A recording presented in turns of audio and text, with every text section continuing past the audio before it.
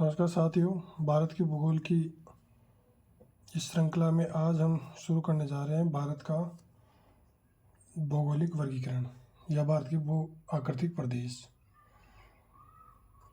दोस्तों, इसको समझने से पहले हमें ये देखना होगा कि भारत को कितने भू आकृतिक प्रदेशों में बांटा गया है और कितने में बांटा जा सकता है। इसके लिए मैं एक छोटा सा भारत का मैप ड्रॉ कर रहा हूँ। ये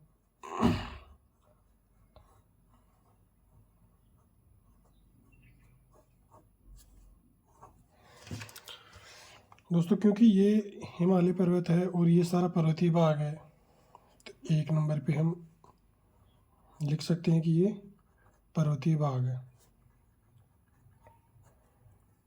दूसरा, पर्वत के नीचे ये जो हिस्सा है, ये सारा हिस्सा है पठार का, या इसको कहें मैदानी भाग।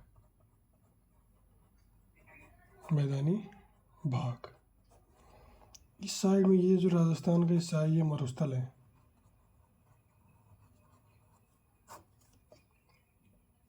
और उसके बाद में ये जो प्रायद्वीपीय भारत है, इसमें ये पठारी हिस्सा है, पठार है। इसको 3 दे लो, इसको 4 नंबर।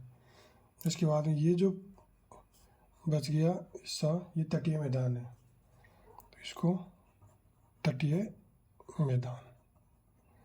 और यहाँ पे जो श्रृंखलाएँ हैं 2 अरब सागर की और बंगाली खाड़ी की, तो इसको द्वीप समूह भी कह सकते हैं।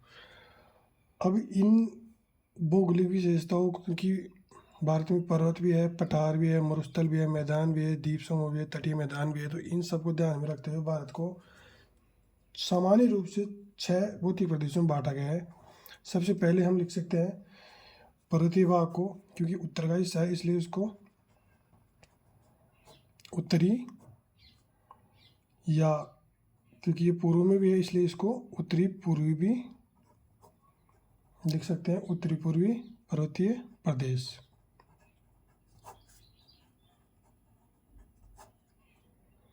उसके बाद 2 नंबर पे लिखेंगे मैदान, क्योंकि ये 2 नंबर पे मैदान हमने कहा, यहाँ पे मैदान है, ये भी उत्तर में ही है, इसलिए इसको लिखेंगे उत्तर का विशाल मैदान। उत्तर का विशाल मैदान। नेक्स्ट, तीसरे नंबर पे हमने देखा कि ये जो पठारी भाग है, इसके नीचे इसको हम लिख सकते हैं पठार, क्योंकि प्रायद्वीपीय हिस्सा है, इसके लिए प्रायद्वीपीय पठारी प्रदेश। ये हो गए 3। भारत का लगभग समाप्त हो चुका। चौथा जो लिखेंगे वो लिखेंगे तटीय भाग में। तटीय भाग को कैसे लिखेंगे? तटीय मैदानी प्रदेश। तटीय मैदानी प्रदेश। उसके बाद में नेक्स्ट, ये हिस्सा हो चुका। अब जो बचा हुआ है वो ये बचा हुआ है मरुस्थल। इस मरुस्थल को सामान्य रूप से तो प्रायद्वीपीय पठारी भाग में ये उत्तर के विशाल मैदान में शामिल कर लेते हैं। हम इसको अलग से लिख लेते हैं, भारतीय मरुस्थल।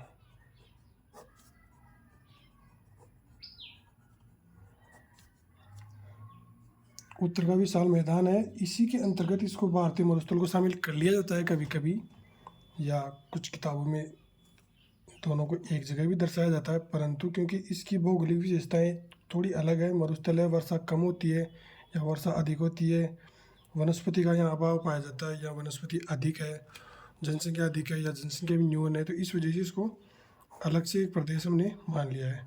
और लास्ट एंड फाइनल जो हम देख रहे हैं वो है ये तटीय बाद में द्वीप वाला, द्वीप समूह है, द्वीप समूह है। इस तरह से हमने देखा कि भारत को 6 भूआकृतिक प्रदेशों में बांटा जा सकता है। बांटने को तो कुछ विद्वान इसको ज़्यादा भी कर लेते हैं, कुछ इसको कम भी कर लेते हैं, परंतु सामान्य रूप से इसको 6 में ही रखा जाता है। सबसे पहले हम जो पढ़ेंगे वो पढ़ेंगे उत्तरी या उत्तरी पूर्वी पर्वतीय प्रदेश। उत्तरी या उत्तरी पूर्वी पर्वतीय प्रदेश। हेडिंग डाल लेते हैं उत्तरी या इसको उत्तरी पूर्वी पर्वतीय प्रदेश। दोस्तों हिमालय के अलावा हिमालय के पार जो उत्तर की साइड में जो पर्वत श्रेणियाँ हैं उनको पार हिमालय की पर्वत श्रेणियाँ कहा जाता है, क्योंकि भारत का जैसे ये भारत अगर हम मान लो ये भारत है, ये मान लो ये भारत है, तो ये तो हो गई हिमालय पर्वत श्रेणियाँ। इसके पार क्योंकि हिमालय पर्वत श्रेणी के उत्तर में है, इस तो हम सामान्य रूप से कह सकते हैं कि हिमालय के पार है। इसलिए इस श्रृंखला में हम जो पहला टॉपिक पढ़ेंगे वो होगा हिमालय का सबसे उत्तरी भाग, जिसको पार हिमालय कहते हैं। और अंग्रेजी में देखें तो इसको ट्रांस हिमालय भी कहा जाता है। ट्रांस का मतलब भी पार ही होता है, ट्रांस हिमालय। इस ट्रांस हिमालय के अंतर्गत मुख्य रूप से 3 पर्वत श्रेणियाँ होती है। पहली काराकोरम, दूसरी पर्वत श्रेणी लद्दाख और तीसरी जास्कर। 3 पर्वत श्रेणियाँ हो गई। लद्दाख को अगर थोड़ा सा आगे बढ़ा दी तो इसमें एक कैलाश श्रेणी भी होती है। यहाँ पर 1, 2 और 3 और यहाँ पे कैलाश श्रेणी भी है जो अभी तिब्बत में है। इसमें तिब्बत पे चाइना का अधिकार है। परीक्षा में क्वेश्चन आ सकता है कि उत्तर से दक्षिण का क्रम इन चोटियों का या इन श्रृंखलाओं का पूछ सकते हैं। तो काराकोरम, लद्दाख और जास्कर ये तीनों भारत में है। और एक बात, दूसरा क्वेश्चन जो बनता है एग्जाम में वो बनता है इन श्रेणियों में दर्रे कौन कौन से हैं। दर्रों की अगर मैं बात करूं तो काराकोरम पर्वत श्रेणी के अंतर्गत जो दर्रा है वो एक तो शामिल कर लेंगे काराकोरम दर्रा और दूसरा है अगिल दर्रा।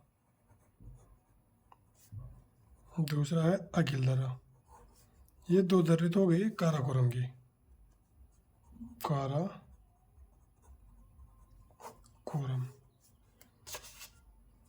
उसके अलावा दूसरा जो है श्रृंखला वो है लद्दाख। लद्दाख के अंतर्गत एक जो मेन दर्रा है वो है खारदुंगला दर्रा। और तीसरी जो श्रृंखला है हमारी जास्कर, दिखाई नहीं दे रहा, ये देखिए जास्कर पर्वत श्रृंखला के अंतर्गत मुख्य रूप से 2 ही दर्रे हैं। पहला है फोटुला दर्रा और दूसरा है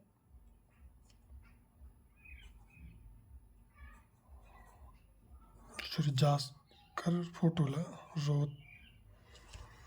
इसमें रोहतांग, ये बारालाचा दर्रा।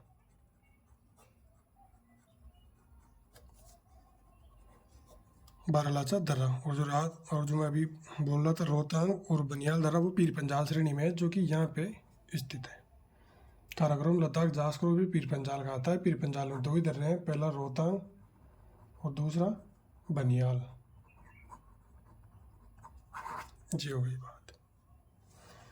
आज हम देख चुके हैं पार हिमालय, ट्रांस हिमालय, जिसके अंतर्गत हमने काराकोरम, लद्दाख, जास्कर 3 पर्वत श्रृंखलाएँ देखी है और इनके बारे में थोड़ा बहुत वर्णन हम देख सकते हैं। जैसे काराकोरम श्रृंखला क्योंकि तिब्बत का पठार यहाँ पे है और बिल्कुल बीचों बीच से गुजर रही है, इसको तिब्बत के पठार की रीढ़ भी कहा जाता है इसको।